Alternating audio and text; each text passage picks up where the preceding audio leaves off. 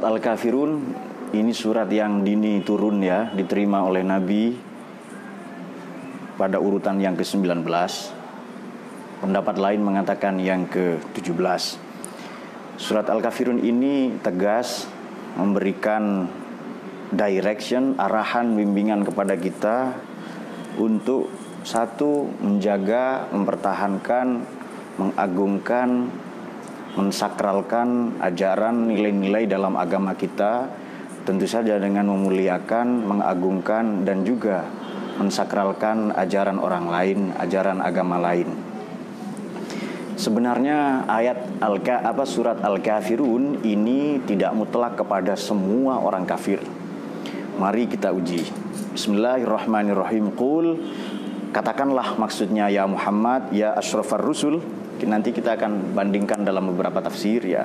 Termasuk nanti kita akan mengkaji tafsir Isyari, tafsir Sufi ya, atau tafsir hakikat dari ayat ini. Qul, katakanlah ya asyrafar rusul, wahai semulia-mulianya atau rasul yang paling mulia, ya ayyuhal kafirun, wahai orang-orang kafir. Apakah semua orang kafir? Mari kita uji.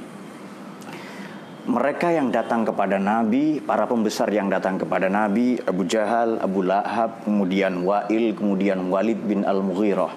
Setidaknya 4 orang ini yang kerap kali datang mengancam, meneror, mengintimidasi Nabi secara frontal ya, terang-terangan, terutama pasca Nabi kehilangan 2 pelindung utama, yakni paman beliau yang dicintai, dikasihinya Abu Thalib bin Abdul Muthalib, dan istri beliau yang sangat dicintainya, yakni Sayyidah Khadijatul Kubra atau Khadijah yang paling besar, yang paling agung. Dikatakan di sini la a'budu ma ta'budun. La a'budu ini kata kerja sekarang, continuous, dan yang akan datang atau future. La a'budu ma ta'budun. Ma ta'budun ini juga kata kerja sekarang dan yang akan datang. Artinya apa? Sekarang dan yang akan datang, aku tidak akan menyembah sesembahan kalian. Sekarang dan yang akan datang, aku tidak akan menyembah sesembahan kalian. Maka tidak mungkin rasanya dialog ini kan, karena memang orang-orang itu datang kepada Nabi, sudahlah gini sajalah supaya damai, kamu sembah sesembahan kami setahun, nanti aku sembah sesembahan kalian setahun, supaya damailah ya. Barangkali nanti agama kamu yang benar atau agama saya yang benar. Jadi sudah, kita setahun ini saling menyembah saja. Tawaran ini tentu tidak logis. Kenapa? Tidak mungkin 2 hal yang bertentangan kita anggap sebagai kebenaran. Saya ulangi, tidak mungkin 2 hal yang bertentangan, tanaqud ya, ada 2 qadiyah itu.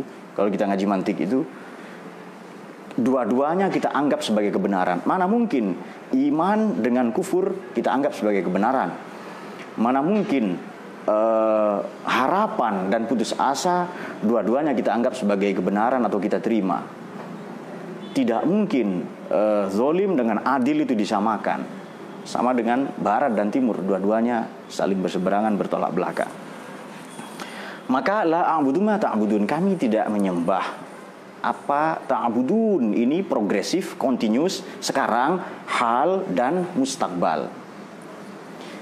Sekarang dan sampai kapanpun saya tidak akan menyembah sesembahan kalian. Tapi apa faktanya? Ada nggak orang kafir, orang non muslim masuk Islam? Ada nggak? Ada ya. Berarti ayat ini tidak berlaku untuk semua. Al-Kafirun ini tidak semua non muslim, betul ya? Faktanya apa? Ada orang masuk Islam dan banyak, dan sampai sekarang.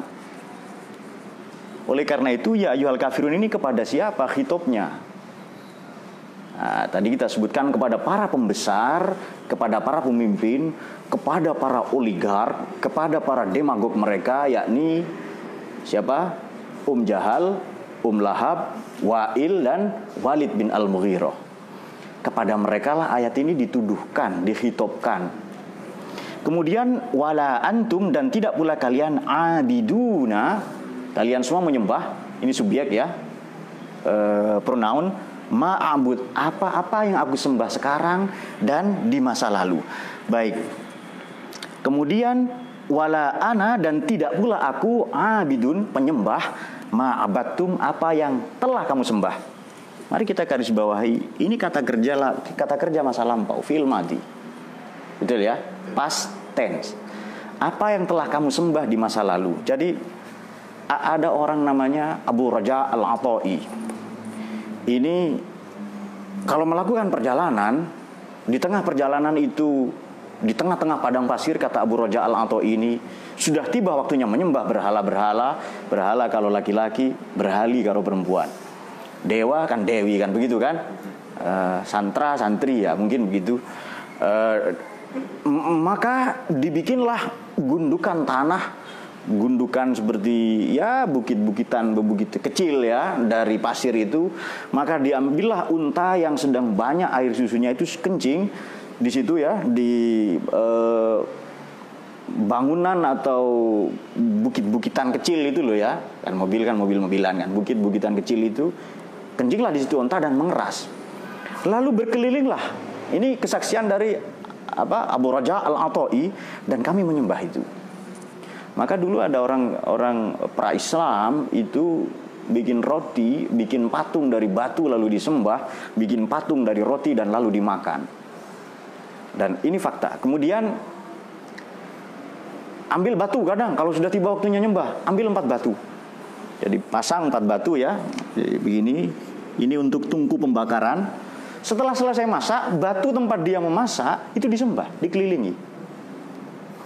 Nah, ini pada ayat yang ketiga, wala antum ma'abiduna ma'abud, sama dengan ayat yang kelima, wala antum ma'abiduna ma'abud. Tetapi di mana bedanya? Sama kan? Masa Tuhan tidak kreatif kan, begitu kan pertanyaannya? Masa Tuhan kita begitu kan? Tidak mungkin itu. Agak nakal sedikit. Allahumma shalli ala sayyidina Muhammad. Wala antum ma'abiduna ma'abud. Mari kita perhatikan kata ma di sini, maknanya adalah mahiyah, essence.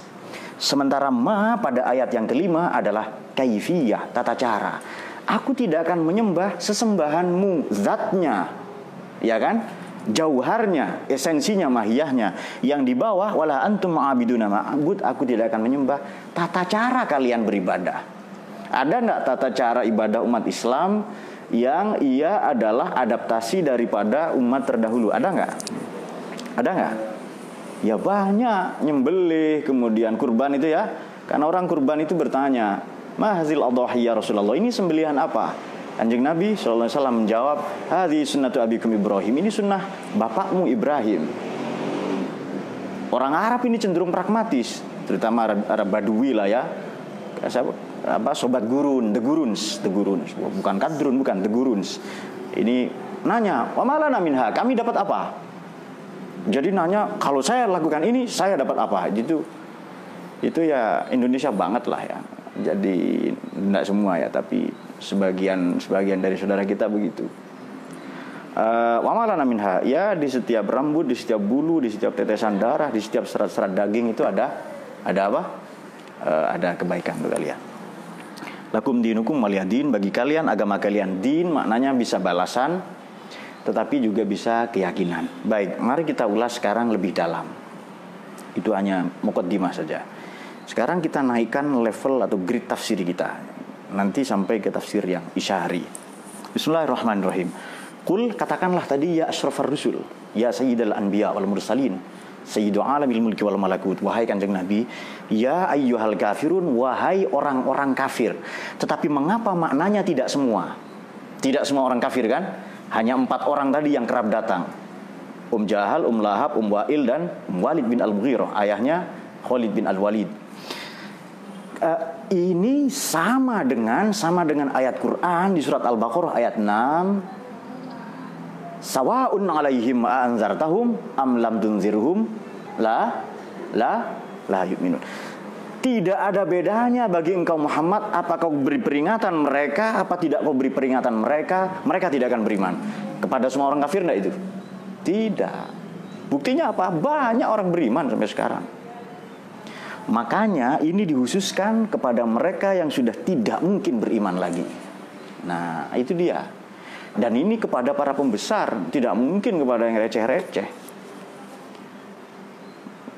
Dan ini ketika ada redaksi la a'budu ma ta'budun, sekarang future hal progresif, continuous dan mustakbal atau future, maka Tuhan yang menurunkan, yang mewahyukan wahyu ini kepada Kanjeng Nabi, ia sungguh-sungguh tahu kejadian sekarang dan yang akan datang. Tidak mungkin dia beriman lagi. Maka disitulah konteks sawaun alaihim anzartahum am lam tunzirhum la yu'minun itu berlaku. Disitulah orang-orang yang kafir sesungguhnya. Mari kita korek-korek sedikit lebih jauh ya. Kafir ini sesuai makna juninnya, sesuai makna semantik atau makna harfiahnya, maknanya menutupi atau tindakan menutupi. Kan rame kan, jangan pilih pemimpin kafir katanya. Hello, kafir yang mana? Nah, mari kita uji. Di surat Baqarah 254 ada ayat begini, wal kafiruna humuz zalimun. Surat Baqarah 254. Baqarah 254, orang yang zalim kafir, aniaya.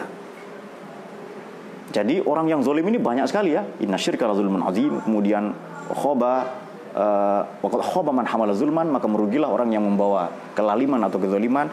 Di surat Baqarah 254, wal kafiruna humuz zalimun. Orang-orang kafir adalah orang yang zalim. Jaksul mustawinya, siapapun kita kalau kita zalim kafir. Kafir akidah enggak ini? Bukan kafir akidah ini. Hanya kafir dalam bentuk perilaku, hanya kafir oleh karena ia lalim, zalim kepada sesamanya. Boleh jadi orang tua zalim ke anak, guru, dosen zalim ke mahasiswa. Meskipun lebih sering sebaliknya mungkin. Boleh jadi istri zalim kepada suaminya. Ya kan ada cerita yang sangat populer kan itu. Atau suami zalim kepada istrinya, banyak sekali itu. Dan cerita-cerita seperti itu banyak sekali. Boleh jadi tetangga zalim kepada sesama tetangga, menyakiti perasaan tetangganya, dan seterusnya dan sebagainya. Ada lagi yang lain adalah orang yang putus asa. Jadi di sini Baqarah 254, zalim adalah orang kafir. Kafir maknanya zalim. Ada juga di surat Yusuf ayat 87, la tayasu mir rauhillah innahu la yayasu mir rauhillah illal qaumul kafirin. Orang yang putus asa, hopeless dari rahmat Tuhan, dia kafir.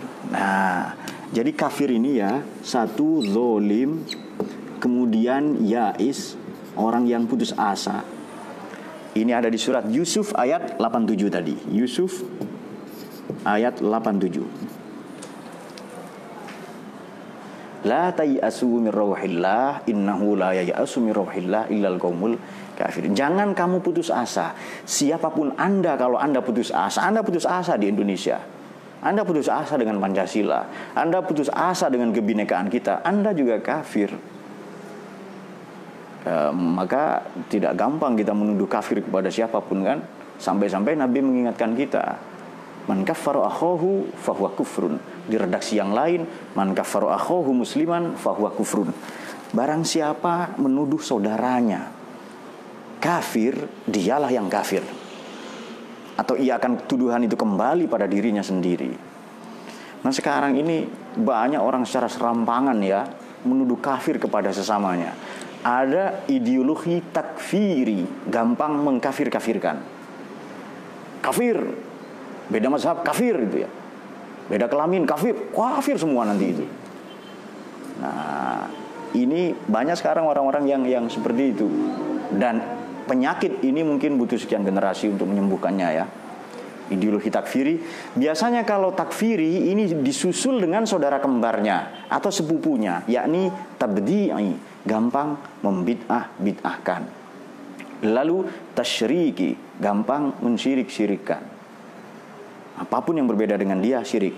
Mari kita uji ayat yang lain. Di surat Ibrahim ayat 7. Sekarang Ibrahim 7. Orang yang kufur nikmat.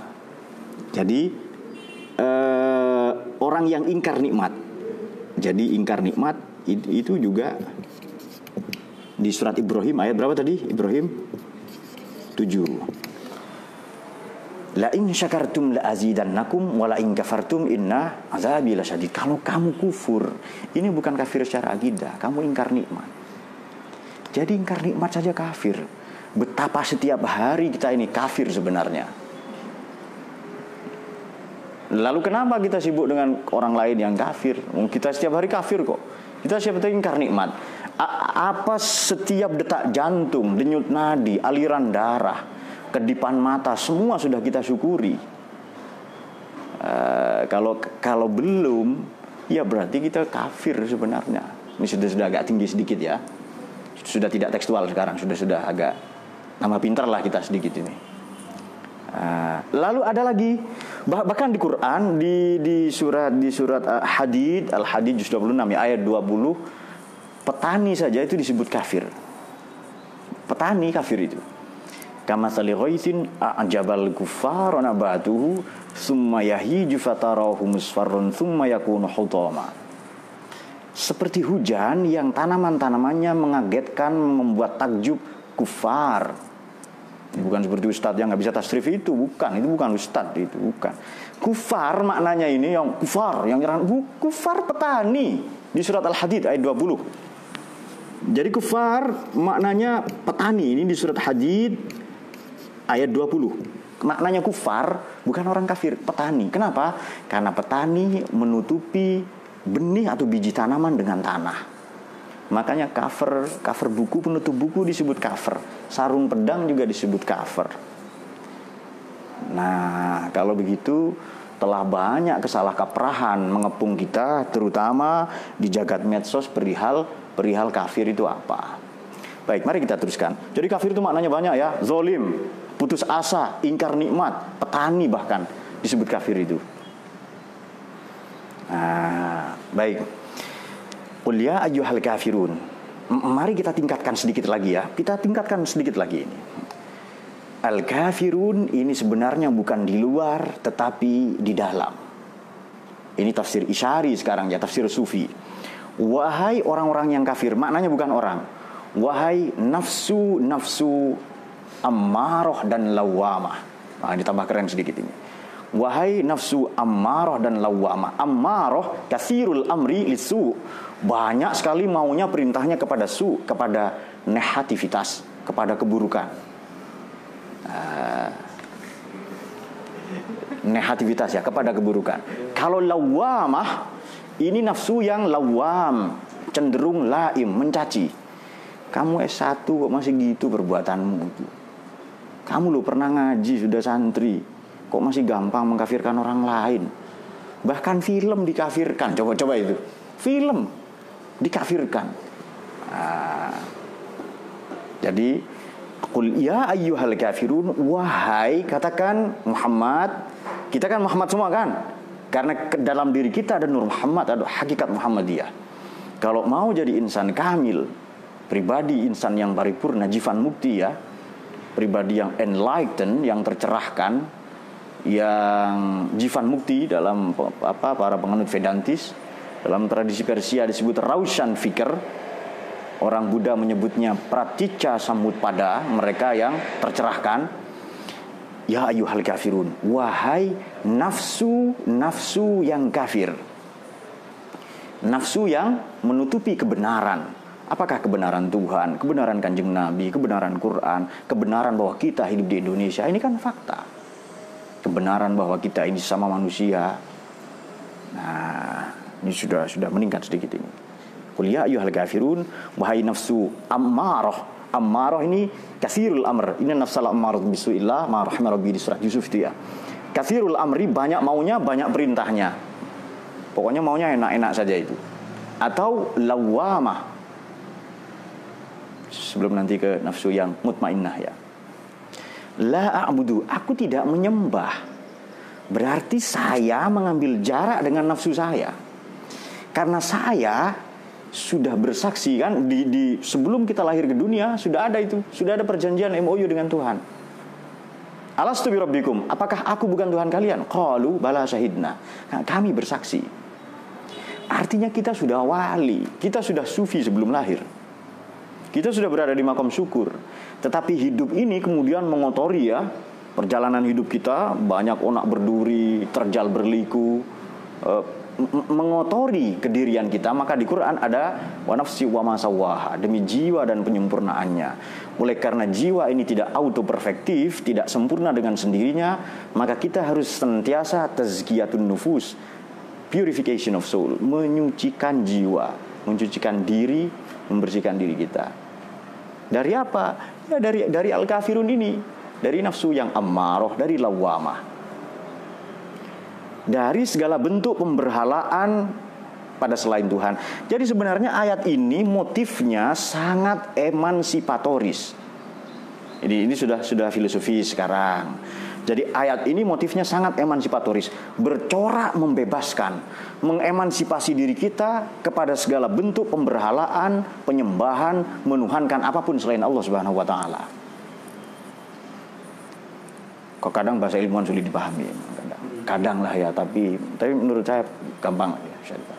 Semoga semua dicahayai oleh Quran dan bahagia semua ya dengan Quran.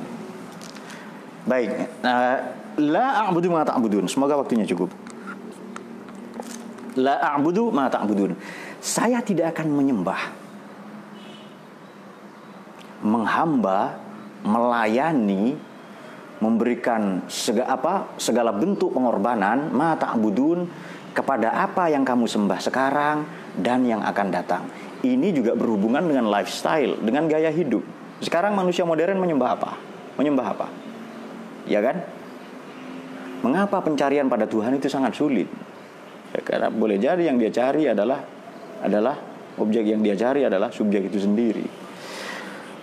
Yang dia cari dirinya sendiri. Ma la a'budu ma ta'budun. Tadi dikatakan ma ini bisa mahiyah ya, bisa substansinya, bisa juga kaifiyah, metodologinya, bisa caranya. La a'budu ma ta'budun. Saya tidak akan pernah menyembah apapun yang sedang dan yang akan datang. Pada penjelasan pertama tadi ini dihususkan kepada pembesar orang kafir ya. Tidak semua orang kafir, sebab faktanya banyak orang non muslim kemudian masuk Islam. Tidak semua. Nah, manusia ini mengitari nafsunya sendiri. Nah, diri dalam kajian filsafat ya, diri, the self, orang Prancis mengatakan le moi, orang Jerman katakan das Self, atau an-nafs. Kalau di Quran itu ayatnya wa nafsi wa ma sawwaha falhamaha fujuraha wa taqwaha qad aflaha man zakkaha wa khaba man dassaha, dan merugilah orang yang mengotorinya. Kita ini bertawaf mengelilingi keinginan, kehendak kita sendiri setiap hari. Dalam filosofi tawaf kita berputar ya, mengelilingi, nanti begitu sampai ke satu titik, yakni batu hitam itu, batu surgawi itu, kemudian kita menciumnya kalau memungkinkan, kalau tidak menyentuhnya, kalau tidak melambaikan tangan sebagai simbol kita berjabat tangan dengan Tuhan. Nah, mari kita tanya, dalam hidup ini diri kita tawaf untuk apa dan siapa? Maka boleh jadi kita sholat, tetapi perilaku kita tidak pernah mencerminkan bahwa kita sholat. Boleh jadi kita berilmu tinggi, bintangnya 4, kecuali 9 ya. Kalau bintang 4 kan jenderal, kalau bintang 9 NU itu kecuali. Boleh jadi perilakunya tidak mencerminkan ketinggian ilmu itu sendiri. Nah, kenapa? Karena tawafnya ini tawaf kepada sesuatu yang salah, kepada kepalsuan. Nah, oleh karena itu tasawuf ini seni untuk kita terbebas meloloskan diri dari segala bentuk kepalsuan. Makanya ada ayat di Quran, jangan kamu tertipu kehidupan dunia, la taghurrannakumul hayatad dunya. Jangan kalian ini tertipu ya, kita maksudnya ya, kehidupan dunia, jabatan, harta benda ya kan, wanita, apalagi tahta, lalu apa lagi? Wanita, oke ya. Toyota dan seterusnya, onta ya, karena sekarang banyak grafik permintaan dan penyebutan onta ini menanjak belakangan ini. Onta, Toyota, wanita, tahta dan sebagainya, itu harta dan semuanya. Kelihatan nggak itu? Kelihatan, jabatan 2 periode paling lama. Itu pun kalau nggak buru-buru ketangkep KPK. Tapi tertipu oleh diri sendiri yang mengatasnamakan agama ini tidak tampak. Wala yaghurrannakum billahil ghurur. Kamu jangan tertipu dirimu sendiri, tapi mengatasnamakan Tuhan. Bela agama, bela janda, macam-macam kan? Nah, dia tertipu dirinya sendiri. Yang sok bela agama, bela. Kenapa ada ayat itu? Ada yang lucu ya. Oh ya, santai. Dia tertipu oleh dirinya sendiri itu. Tapi mengatasnamakan agama. Ini bela partai, bela Islam, bela Quran. Quran yang mana? Nah, sampai ada gerakan sentimen ya besar-besaran, melibatkan banyak orang. Ini orang-orang yang tertipu dirinya sendiri. Kalau betul bela agama itu, malam itu bangun. Tata jafa junubuhum anil madaji. Yani perutnya jauh dari pembaringan. Maksudnya apa? Jangan tidur. Jadi kalau betul bela agama itu, kalau betul mau bela agama ngajar, ya kan? Yatumnul kitab wa bima kuntum tadrusun. Itu rabbaniyun namanya. Ulama betul itu. Ribbiyun atau rabbaniyin di Quran itu. Kalau betul bela agama, innama yakhshallahu min ibadihil ulama. Itu baru itu punya spiritualitas yang tinggi. Kalau betul bela agama, fasalu ahla dzikri in kuntum la ta'lamun. Nah, itu jadi konsultan. Jadi ulama betulan itu. Ulama itu di Quran, ulama yang identik dengan khusyatullah, spiritualitas yang tinggi, dan takut kepada Tuhan. Kemudian yang kedua adalah ribbiyun atau rabbaniyun, mereka yang membaca kitab suci dan mengajar, bukan demo ya, bukan. Saudara perlu diketahui bahwa di Ahlus Sunnah tidak ada imam demo, tidak ada. Yang ada di Syiah itu. Ya oke, mereka saudara kita sama manusia silahkan, tapi Ahlus Sunnah tidak ada imam demo, tidak ada. Imam sholat iya, imam mazhab iya. Mazhab tasawuf, mazhab dalam kalam, tauhid, mazhab dalam fikih. Imam demo tidak ada. Apa imam besar, apa imam kecil, tidak ada. Paham ya? Kalau ngaku-ngaku imam lalu mimpin demo, is not imam. Itu perlu diketahui, perlu dipahami ya, supaya kita hentikan politisasi agama. Bangsa ini menjadi tidak kreatif gitu loh. La a'budu ma ta'budun wala antum ma'abiduna ma a'bud. Tadi kita ulas ayat yang ketiga dan kelima, redaksinya sama persis tapi maknanya tidak sama. Di Quran banyak sekali repetisi, pengulangan banyak. Bagaimana itu? Di surat Ar-Rahman udah banyak sekali lah ya. Fa bi ayyi ala'i rabbikuma tukadziban, itu banyak sekali. Ini yang pertama mahiyah, yang kedua kaifiyah. Yang pertama substansi, saya tidak akan menyembah apa. Yang kedua, saya tidak akan menyembah cara atau sebagaimana. Berarti cara. Yang pertama apa? Essence, quidity-nya, mahiyahnya, jauharnya. Yang kedua, kaifiyah, metodologinya. Kenapa? Karena orang haji itu juga sama. Dulu, maka di Quran bagaimana itu? Bismillahirrahmanirrahim. Inna awwala baitin wudi'a lin-nasi lallazi bi Bakkata mubarakan wa hudan lil alamin. Fihi ayatun bayyinatun maqamu Ibrahim wa man dakhalahu kana amina walillahi 'alan nasi hajjul baiti man istata' ilaihi sabila. Minimal tahu buntutnya saja enggak apa-apa. Udah harus semua hafal Quran. Nanti kalian direkrut oleh NU online kan kalau semua hafal Quran itu. Kalau semua pinter itu direkrut itu, suruh ngaji di mana-mana nanti itu. Nah, jadi santai saja. Enggak pinter enggak apa-apa, yang penting ikut ulama. Anjing itu ikut ulama selamat, anjingnya Ashabul Kahfi itu. Yang penting tidak merasa paling pinter, santai itu. Wa fawqa kulli dzi 'alimin 'alim. Di atas ilmu, di atas orang pinter masih banyak yang lebih pinter. Dan orang pinter itu pernah bodoh, jadi santai. Orang bodoh tidak pernah pinter, jadi gegabah dia. Panik, gegabah, kemudian dia membela Islam. Dia mau meludahi langit itu. Terkena mukanya sendiri. Baik. Kalau kita tarik ke dalam aspek sufi, jadi begini, wala antum ma'abiduna ma'abud. Mengapa kita perlu menarik diri dari kesibukan? Jangan sampai kita ini menjadi kesibukan itu sendiri. Mengapa kita perlu menarik diri dari dunia, tipu daya dunia, supaya kita tidak menyatu dengan dunia itu sendiri. Dunia, dana, maknanya rendah. Dikatakan Allah khairul laka minal ula. Akhirat itu lebih utama dan lebih penting itu. Bahkan akhirat itulah kehidupan yang sempurna. Wa inna daral akhirat layal hayawan. Inna daral akhirata layal hayawan. Hayawan maknanya bukan binatang, kehidupan yang sempurna. Hayat, hidup, sempurna. Hayawan. Qara'a membaca, Quran, bacaan yang sempurna. Arafa mengetahui, irfan, pengetahuan yang sempurna. La antum ma'abiduna ma'abud. Kemudian lakum dinukum waliyadin. Ini yang belum kita ulas tadi. Di mana penjelasan mengenai lakum dinukum waliyadin ini bisa kita temui? Di mana penjelasannya? Baik. Kita bisa melacak misalnya surat Saba ayat 24. Bunyinya begini. Qul may yarzuqukum minas samawati wal ardh. Tanyakan, katakan atau tanyakan ke mereka, siapa yang memberimu rezeki dari langit dan bumi? Jawabannya, jawablah, ayo jawab. Qulillah. Katakan itu Allah itu. Wa inna au iyyakum la'ala hudan au fi dhalalim mubin. Ini ada di apa tadi? Ada di surat Saba 24. Surat Saba ayat 24. Ayat ini lazim sekali disebut sebagai adabul bahsi wal munazarah. Etika dalam berdiskusi dan munazarah, bertukar pendapat. Brainstorming.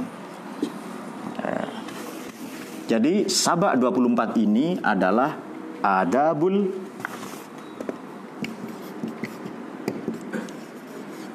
bahsi wal munazarah. Ini etika dalam brainstorming, curah gagasan. Mungkin agamamu benar, mungkin agama saya yang benar. Wa inna, dan sesungguhnya kami, au iyyakum atau kalian, la ala hudan yang dapat petunjuk. Mungkin kami yang dapat petunjuk, kami agama yang benar, Islam benar, au fi dhalalim mubin, atau justru dalam kesesatan yang nyata. Ceritanya begini, ada dua orang dari Yaman, dari Najran, dari Najjar ya, Kristen Najjar, mau masuk Islam. Oleh Kanjeng Nabi dilarang. Bayangkan orang mau masuk Islam dilarang. Perintahnya, maknanya spiritnya bukan melarang masuk Islam, bukan. Spiritnya adalah monggo silahkan dipikir-pikir dulu. Jangan buru-buru masuk Islam. Anda cari tahu dulu deh bagaimana Islam itu. Inna, sesungguhnya kami, mungkin kami, au iyyakum, mungkin Anda, la ala hudan au fi dhalalim mubin. Mungkin agama Anda yang benar. Mungkin agama saya. Tidak langsung Islam paling benar, tidak langsung begitu. Makanya orang kadang serampangan memaknai ini sebatas toleransi. Serampangan, padahal al-kafirun tadi jelas bukan semua orang kafir yang dimaksud. Ada kemungkinan nggak mereka yang kita tuduh kafir besoknya Islam, besok pagi dia jadi wali? Ada kemungkinan nggak? Dan kita na'udzubillah yang menuduh-nuduh mereka kafir, boleh jadi kita yang kafir itu. Maka berhati-hatilah melayangkan tuduhan-tuduhan itu kepada apapun dan siapapun, terutama yang kita benci. Nah, sangat boleh jadi mereka mereka menuduh kafir saya, belum tentu. Apalagi saya menuduh kafir mereka. Kok sekarang kita ini tiba-tiba jadi Tuhan semua? Ya kan? Jadi Tuhan semua.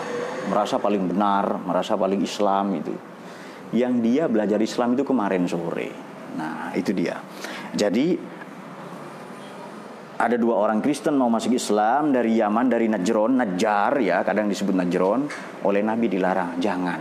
Silakan dipikir-pikir dulu, dipelajari dulu. Mungkin agama saya yang benar, mungkin agama Anda. Ini disebut adabul bahs, etika, tata krama dalam pembahasan ya, dalam berdiskusi. Kemudian wal munazarah dan brainstorming, bercurah gagasan. Maka mulai sekarang kita sudahi takfiri, tuduhan gampang mengkafir-kafirkan itu. Kok kita tiba-tiba menjadi, kalau kita tidak kagetan sih mereka, itu sering kagetan. Ada Islam Nusantara kaget, dikira agama baru. Ya kan? Perlu diketahui yang gampang kagetan, gampang nyinyir, ini jelas orang juhala, sufaha, ya, orang bodoh dungu itu. Nah, coba cari tahu. Seperti dua orang paman Nabi radhiyallahu anhu, yakni siapa? Sayyidina Abbas dan Sayyidina Hamzah. Ketika melihat Nabi sholat, diam saja. Ini apa ya? Ini ngapain ya? Diam. Dua orang ini selamat dan dapat petunjuk. Tapi Jahal, Lahab langsung dia, kasihan, ponakan saya ini sudah gila dan sebagainya. Nah, mereka lah yang dimaksud, yang dikhitab di sini. Baik, sebagai catatan penutup, sebagai kesimpulan adalah, jadi surat Al-Kafirun ini, term ayyuhal kafirun tadi sudah disebutkan maknanya. Kafir ini tidak melulu non muslim. ia tidak melulu mereka yang mengingkari Islam, kebenaran Muhammad SAW dan sebagainya, tapi boleh jadi mereka yang wal kafirun humuz zalimun, orang yang zalim. La tayasu min rauhillah, orang yang putus asa. Kemudian wala in kafartum inna azabi lasyadid, orang yang ingkar nikmat. Bahkan petani juga disebut kafir itu. Perlu kita garis bawahi, yakni hadis Nabi, man kaffara akhahu fahuwa kufrun. Barang siapa menuduh saudaranya kafir, dialah yang kafir. Itu yang perlu kita garis bawahi itu. Nah, sudah. Lalu ayyuhal kafirun ini maknanya bukan di luar tapi di dalam, yakni nafsu ammarah, nafsu lawamah. Yang ammaratun bisu, katsiratul amr, dan lawamah, nafsu yang kerap mencaci. Kamu sudah sarjana kok tidak dihormati orang ya? Lalu dia cari panggung. Kamu sudah ustadz, kamu sudah lancar baca Fatihah, kok nggak berdakwah gitu. Atau sebaliknya, kamu sudah ustadz, kok kelakuannya masih begini dan sebagainya. Jadi katakan kepada nafsu lawamah, ammarah dan lawamah yang bersimaharajalela, yang menyelinap dalam aliran darah, denyut nadi dan detak jantung, katakan kepadanya, nafsu-nafsu yang bergejolak, bergelegak dalam diri, dalam dada itu, berkecamuk dalam dada kita, la a'budu ma ta'budun. Aku tidak akan menyembah yang kalian sembah. Yang disembah nafsu apa? Kesenangan, hal-hal yang menipu, kamuflase, kepalsuan dan lain-lain. Wala antum ma'abiduna ma'abud. Nah, kamu juga bukan penyembah apa yang aku sembah. Wala ana 'abidum ma'abattum. Aku juga bukan penyembah apapun yang telah kamu sembah. Apa yang telah disembah nafsu orang-orang terdahulu, dicontohkan bangsa-bangsa yang terdahulu yang dihancurkan. Nah, itu saya tidak akan menyembah itu. Kalau sudah begitu, ayat ini wala antum abduna ma'abud, ini tadi ma yang kaifiyah ma ya lakum dinukum waliyadin. Kalau sudah begitu, kita akan sampai pada fase kesadaran, kita beranjak dari kesadaran dogmatis menuju kesadaran kritis bahwa rupa-rupanya yang kafir itu bukan orang lain, tapi dalam dada kita sendiri, dalam diri kita sendiri. Nabi SAW mengingatkan, tuba liman syaghalahu aibuhu an uyubin nas. Beruntunglah orang yang mencari-cari dan sibuk ya, syaghalahu aibuhu, yang sibuk mencari-cari kesalahannya sendiri sampai-sampai dia tidak ada waktu untuk menyalah-nyalahkan orang lain. Kalau fase ini sampai, ya jelas sudah aman, hidup damai, tentram. Nah, sebagai yang tidak kalah penting, kalau ada ideologi 4T ya, satu takfiri, gampang mengkafir-kafirkan, tabdi'i, gampang membid'ah-bid'ahkan, tasyriki, gampang mensyirik-syirikan, dan tashkiki, ini sekarang merebak.